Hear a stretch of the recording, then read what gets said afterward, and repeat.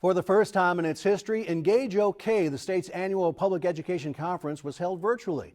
ONR's Ed Murray reports COVID-19 has educators preparing for a school year that will be unlike any that has come before. We face a frightening and unseen foe in COVID-19. The pandemic dominated the opening session of the three-day event. Not surprising, especially with the state's first school-age COVID-related death this week.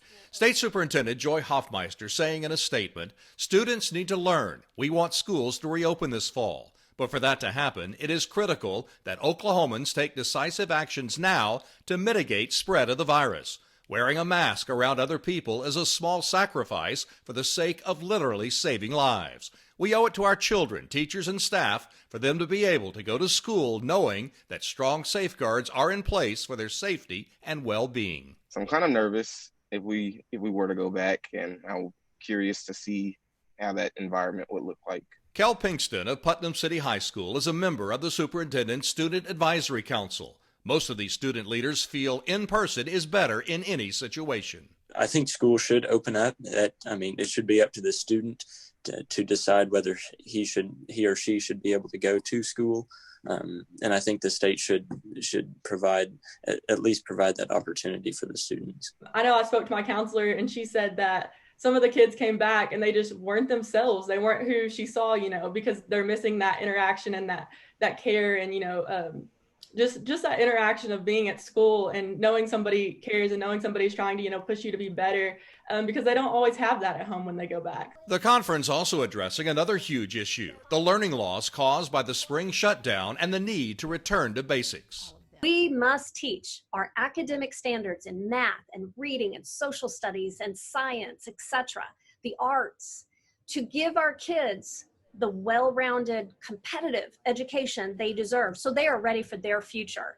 And that can't be lost in the shuffle of trying to do school in a different way. And that includes confronting systemic racism in public education. It would really feel comfortable for me, and I'm sure I speak for other students, to see more stories of people who look like and act like I do. I think we need to be aware of it, but I don't think we should force it down students' throats, because if we do that, we're going to indoctrinate them. We need to teach them how to think for themselves. We have financial literacy in our classrooms, so why don't we have communication literacy to teach us to have these hard conversations so that we can, get to understand people who aren't like us and maybe not fear them so much. It's my responsibility to listen and learn, and the fight to end systematic racism begins with educating yourself that there's a problem.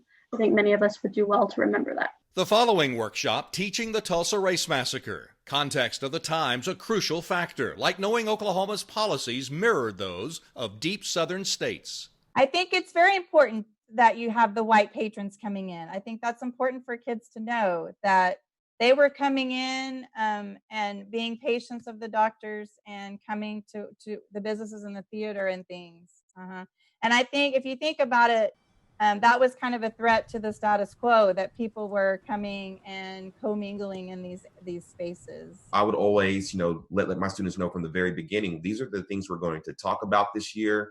This is how we're going to approach it from an academic and respectful way. And kind of let that be the guiding principle through every topic we cover. Teachers were shown objectives, lesson plans, resources, and misconceptions. Edmond Memorial teacher Dalton Savage was impressed. I was really thankful for just the amount of resources that are there for us. A lot of teachers struggle with, where can I find primary sources? Where can I find secondary sources? And having a one-stop shop for those is crucial. The moderators say academic boldness will be the key to a successful study. I think that when we try to whitewash his history, or when we try to water it down to create the image that we're most comfortable with, is when we get it into trouble. We may not ever know all the details of the event, but we know enough to know the trauma it caused.